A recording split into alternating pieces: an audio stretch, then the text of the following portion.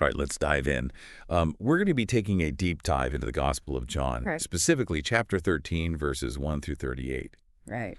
And this passage is Yeah. really, it's so much more than just a story. Right. It's packed with emotion, Absolutely. symbolism, and a lesson about service that just might flip your perspective. You know, it's interesting you bring up perspective because I think that's really at the heart of what's going on in this passage. Yeah. This scene takes place right before Jesus is arrested Right. during the Last Supper. Mm-hmm. So knowing his time is limited, he chooses to use these final moments Yeah. to teach his disciples Right. a really powerful lesson. And what a way to teach, right? I mean, Yeah. we're talking about the Last Supper. Yeah, It's a meal that's already charged with tension. absolutely. Jesus knows that one of his closest companions, Judas, is about to betray him. Right. But instead of a confrontation, he does something completely unexpected. Yeah. He gets up, Mm. removes his outer garment, ties a towel around himself, Wow. and starts washing his disciples' feet. Can you imagine being a disciple in that room? Right? I mean, foot washing was the task of the lowest servant. Yeah. It was not something a rabbi, let alone the Messiah, would ever do. Right. Talk about turning social norms upside down. It's like he's saying, forget everything you think you know about power and leadership. Yes. This is a whole new way of being in the world. Exactly. And John, the writer of this gospel, I think he makes sure that we understand the weight of this action. Right. He tells us that Jesus loved them unto the end, Right. highlighting that this wasn't just a routine task. This was an intentional act of love, especially knowing what was to come. Okay, so we have Jesus, the ultimate leader, choosing to serve in the most humble way. Yes.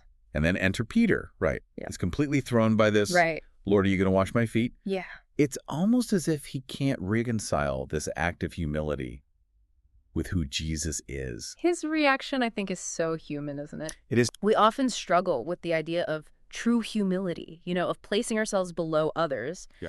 Peter's initial refusal, him saying, "You shall never wash my feet." Yeah. It speaks volumes about the assumptions surrounding power and leadership that were Yeah. prevalent at the time. Right.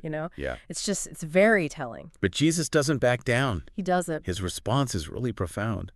If I wash thee not, thou hast no part with me. Mm-hmm. This statement has puzzled scholars for centuries. Yeah. What does it mean to have a part with Jesus? Right. Is it about salvation? Yeah. Is it about truly grasping his teachings? That's the beauty of John's gospel, right? Right. It invites us to grapple with these complex questions. Yeah. I mean, Jesus isn't just laying out a set of rules. Right. He's prompting us to think deeply Yeah. about what it means to follow him. So Peter, always the enthusiastic one, Oh, yeah. goes from never to wash my hands and head to. Right. But Jesus explains that for those who are already clean, Yeah. only the feet need washing. Mm-hmm. This is where the symbolism gets really interesting. Absolutely. Right. The washing represents spiritual cleansing, a renewal, Yeah. but it goes beyond just a symbolic gesture. Right. Jesus is demonstrating a new way of relating to each other. Yeah. One based on service Yeah. and humility. But then right in the middle of this beautiful act of service, yeah. Jesus drops a bombshell. Okay. You are clean, but not all. Wow. Knowing Judas is about to betray him adds a whole other layer to this. It does. It's No. like this dark undercurrent running through the entire exchange, Yeah. Jesus' actions take on an even deeper meaning when you consider that he's fully aware of the betrayal Right. that's about to unfold. It really makes you wonder about the extent of his love and forgiveness It does. to continue serving even in the face of such a deep betrayal. Absolutely. Yeah. Yeah. Oh, wow. Powerful stuff.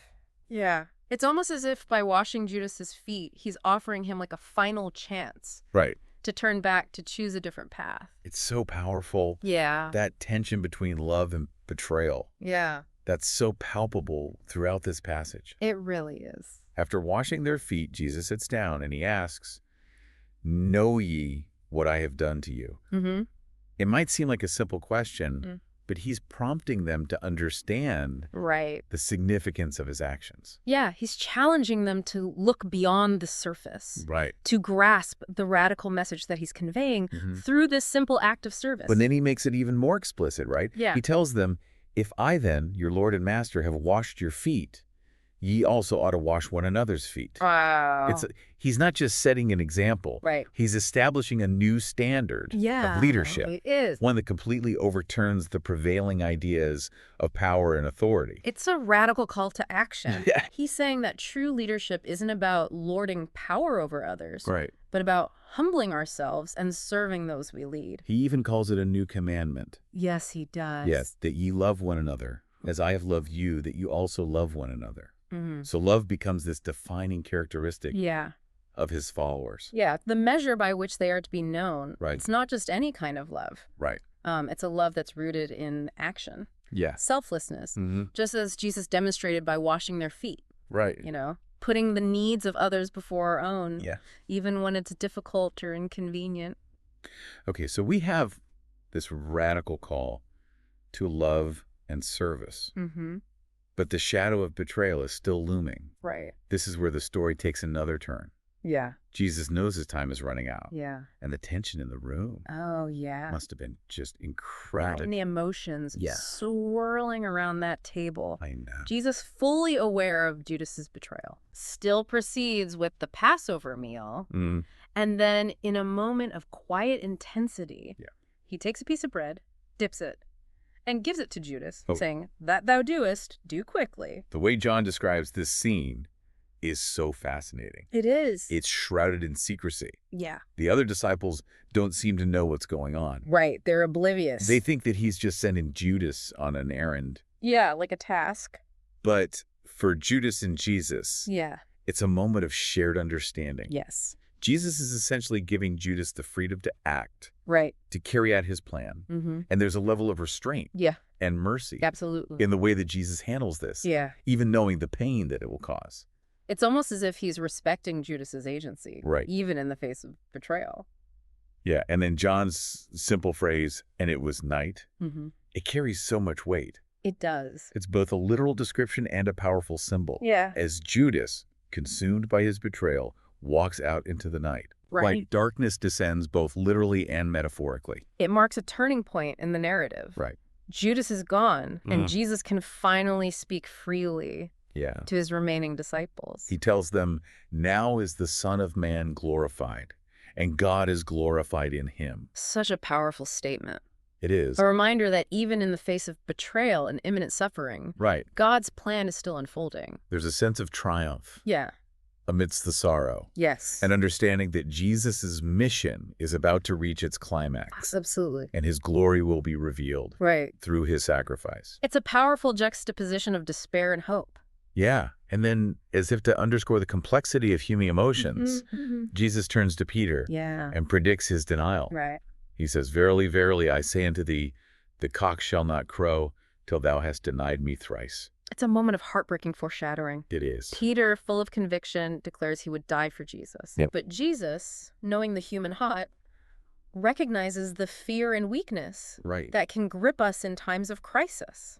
It's a reminder that even the most devoted followers can falter, Yeah. that faith is often tested Uh. in the most unexpected ways. Yeah. And with that, the stage is set Yeah, for the final act of this drama, right, a drama that will ultimately lead to redemption right. and resurrection. It's incredible, isn't it? I mean, It is. we've gone from humble service Yeah. to shocking betrayal from a new commandment Yeah. to a heartbreaking prediction. Absolutely. It feels like there's so much to unpack here. There is. I mean, where do we even begin to make sense of it all? That's the beauty of it. I think if we take a step back and look at the bigger picture, Right. one of the key takeaways for me is this radical redefinition of leadership that Jesus embodies. Right. Like he's turning the world's understanding of power upside down. He is. The ultimate authority chooses to serve in the most humble way. That's It's a powerful message for anyone in a position of leadership, it is. family, workplace, even among friends. Absolutely. What's so striking to me is that he doesn't just talk about serving others. He actually does it. He He does. gets down on his knees and washes his disciples' feet, Yeah. knowing one of them is about to betray him. It's incredible. And it's not just the act itself, it's the timing. Right. He chooses to do this Yeah. right before his arrest. Yeah. I mean, the stakes are incredibly high. Yeah. Like he's saying, even in the face of adversity, even when surrounded by betrayal, This is how we are called to love and serve. Right. It's a powerful challenge to us. It is. It's easy to serve when things are going well, when Right. everyone's happy and agreeable. Yeah, exactly. But what about when we're hurt, Yeah. disappointed, Mm-hmm. facing betrayal ourselves? Right. Does that change how we treat others? That's the question, isn't it? Yeah, how do we embody this radical love and service in our own lives, Mm-hmm. especially when it's difficult? This passage doesn't give us a simple answer, but it prompts us to think deeply As about how we approach leadership, service, and love right. in our own relationships. And one of the things that I find so thought-provoking in this passage is the contrast between Judas and Peter. Yeah. Both betray Jesus in Right. different ways, Hmm. yet their responses are so distinct. Yeah. Judas, consumed by guilt and despair, chooses a path of self-destruction. Right. Peter, though, initially denying Jesus, ultimately repents Right. and becomes a pillar of the early church. It's a reminder that even in our failures, there's hope for redemption, Absolutely. restoration, even when we stumble. God's grace can still reach us You care. and transform us. That's right. This passage isn't just a historical account. It's a timeless message of love, service, and the transformative power of humility. It challenges us to examine our own hearts, Yeah. confront our own struggles with power and pride, and embrace a way of living that prioritizes love and service above all else. This has been an incredibly eye-opening deep dive. I mean, we've uncovered so much richness and depth yes. in just these 38 verses. It's amazing. It's made me realize how much I still have to learn, Me too. how these ancient stories continue to speak to us They do. in such powerful ways. Yeah, it's a reminder that the Gospel of John, like all scripture, Right. is meant to be wrestled with, contemplated, and applied to our lives. Right. It's not just about acquiring knowledge. Yeah. It's about allowing these words to transform us. So as we wrap up this deep dive, I encourage you to revisit John chapter 13, Okay. verses 1 through 38. Mm-hmm. Read it with fresh eyes. Mm. Pay attention to the details, Yeah, the emotions, the symbolism. absolutely. Ask yourself, what is this passage saying to me today? Right. How can I embody these teachings of love, service, and humility in my own life? Yeah. How can I, like Peter, find hope and redemption even in my moments of failure? Great questions. This passage, though ancient, has the power to speak to our deepest longings It does. and to guide us on a path of transformation. Mhm. It's an invitation to a life that is richer, Yeah, more meaningful, and more deeply connected to the love of God absolutely. revealed in Jesus Christ. Okay, well, thanks for joining us for this deep dive. Yeah, this has been great.